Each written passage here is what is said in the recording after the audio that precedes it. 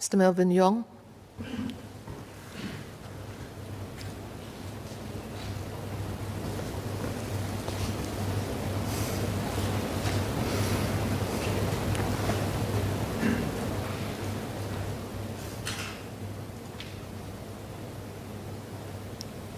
Madam Deputy Speaker, I rise in support of the ministerial statements made by the Minister for Finance, which seek to provide targeted support measures to help businesses and individuals who have been most directly affected by the tightened restrictions to combat the local COVID-19 clusters that have formed rapidly within our community. The proposed extensions to the Job Support Scheme, the Temporary Bridging Loan Program, and the Enhanced Enterprise Financing Scheme Trade Loan will be vital in providing businesses with much-needed liquidity to stay afloat. These will in turn help to save jobs in the most affected sectors, and we in the labour movement are in full support of these measures. In his speech, the Finance Minister also spoke about the realities of living with an endemic COVID-19 and how the government is preparing a roadmap for Singapore to learn to live normally with the virus. My speech today will focus on the indirect impact that COVID-19 has had on two vulnerable segments of our workforce. They are our migrant workers and our PMEs. Madam, our workers are dying, literally. The first half of 2021 saw 22 workplace fatalities, with 11 deaths recorded in the month of February alone. More recently, 3 workers died within a period of 5 days in separate incidents in June. According to MOM, the workplace fatalities involved safety lapses, which mean that the accidents could have and should have been prevented.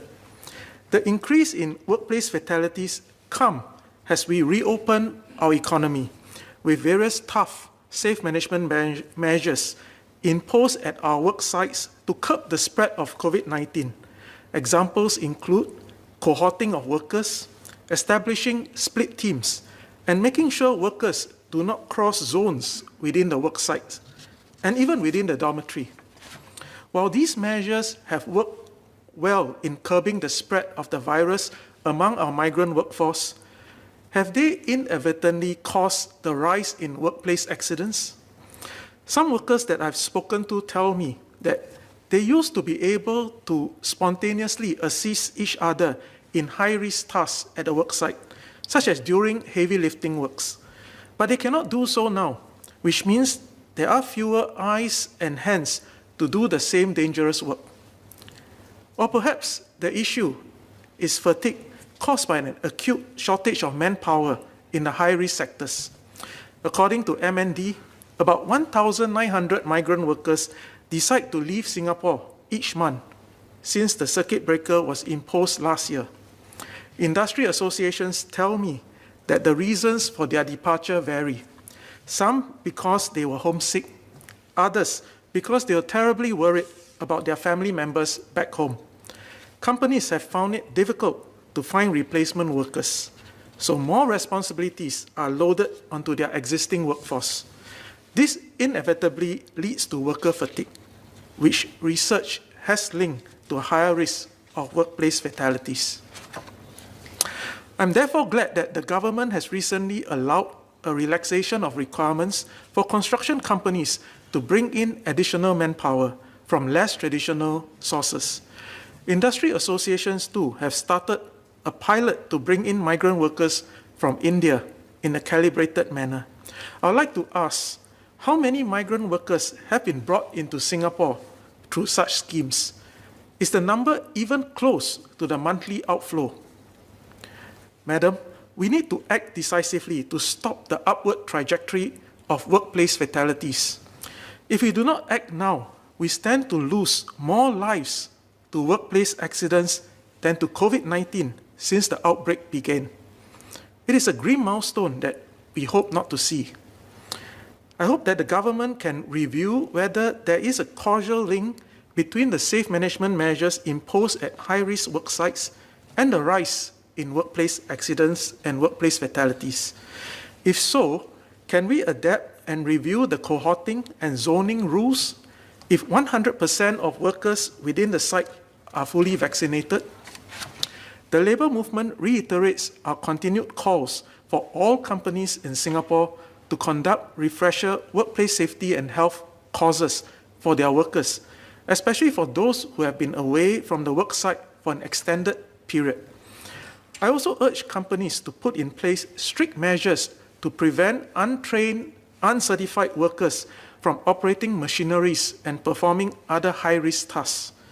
In fact, all companies should participate in a safety timeout called for by the Workplace Safety and Health Council so that they can review their safety practices at their work sites.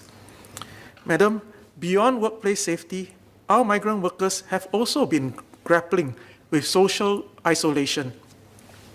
For the past 15 months, many of them have not been able to go out freely during their off days. This has had an impact on their mental well-being. I would like to urge the Manpower Ministry to monitor closely the mental health of our migrant workers. How does MOM intend to assist our migrant workers in overcoming the sense of social isolation that many in the dormitories are currently facing? Madam, another group of workers whose mental health we need to watch closely are PMEs. Many have been working from home in the past 15 months, and a growing number are facing mental health issues. According to a March 2021 survey commissioned by human resource software firm Employment Hero, 7 in 10 local employees felt stressed by COVID-19 in the past 6 months. The labour movement too has conducted our own ground sensing, and about 2/3 of those we spoke to said they experienced difficulties distinguish work and non-work hours when working from home. This might be why Microsoft's Work Trend Index reported that 58% of workers in Singapore said they felt overworked, while 49% felt exhausted. But despite our high stress levels, there remains significant barriers to seeking assistance. A poll by SG Mental Health Matters found that almost 80% of the participants felt that costs would be a barrier to seeking quality mental health care. Cao Bao also recently reported a local study that found that individuals who suffer from mental health issues are more than 2 times likely to lose their jobs. Madam, we must take concrete steps to break the stigma and make quality mental health care more accessible to all Singaporeans. I hope we can review and consider legislating some of the recommendations listed in the Tripartite Advisory on Mental Well-being at Workplaces. If workplace burnout continues to be a key workplace mental health challenge, then we may very well need our very own right to disconnect legislation to safeguard our workers' mental resilience. The labour movement is taking the lead to make mental health support more accessible for our workers. NTUC is working closely with the Singapore Psychological Society and the Association of Psychotherapists and Counsellors to put together an Employee Assistance Program, or EAP, package for our unionized companies that is significantly cheaper than similar high-quality EAP services found commercially. We want EAP services to be available in all companies. Many PMEs have also given me feedback that the prolonged work-from-home arrangements have caused other tensions to emerge. Neighbours now quarrel because of the slightest noise and smell. Our homes are meant to be a safe space where we can live, work, and play in peace. But I can empathize with both sides. The new homeowner trying to move into their new home as soon as possible, and their neighbours trying to do an important work presentation virtually from home. As telecommuting work arrangements become more prevalent, we must do more to ease the tensions between neighbours. Could the Community Mediation Center provide statistics on the common issues that go to mediation so that we can embark on a public education campaign to minimize such disputes? Madam, in recent months, we have seen proposed travel bubbles with other countries bursting before they had the chance to fully form. While the COVID-19 pandemic has caused global travel to come to a virtual standstill, the working landscape, however, has become more globalized than ever. The year-long work-from-home arrangement has normalized remote working, and both employers and employees have started to realize that a mobile computing device with an internet connection is all that is required to work globally. I recently visited a large multinational company where I met a Singaporean project manager who told me that he now manages multiple construction projects and track each work site's progress from the comfort of his living room. Is our workforce prepared for this new reality? What is being done to help Singaporeans tap on such global opportunities? But madam, the reverse can also be true. What is to stop local contractors from hiring foreign project managers who need not necessarily be based physically here? What about the traditional IT, HR, and finance jobs that can now be performed remotely from anywhere in the world? Should Singaporeans be worried about such invisible competition that cannot be controlled by our existing work pass systems? These are questions better tackled sooner rather than later.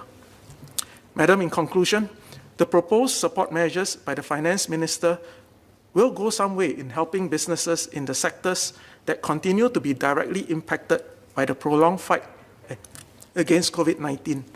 But as we prepare for an endemic COVID-19, we must look beyond those directly impacted by the virus and care for those whose physical safety and mental health are at risk as they struggle to cope with the new normal.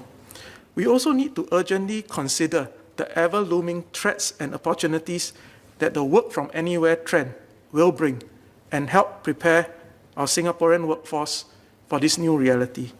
With that, I support the measures put forth by the Finance Minister.